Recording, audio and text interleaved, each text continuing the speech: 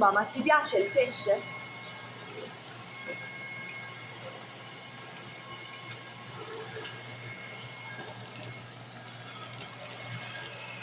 Sembra che lo stia evitando.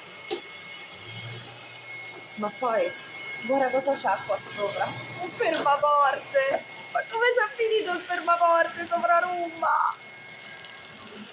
Mannaggia. Vediamo. Dai, un bacino a questo pesce gliel'ha dato. Forse non gli è proprio antipatico.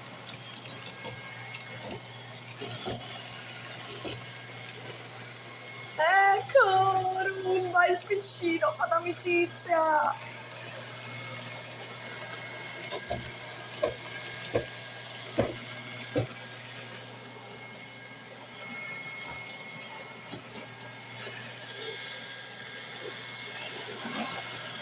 Va bene, Rumba. Alla prossima avventura.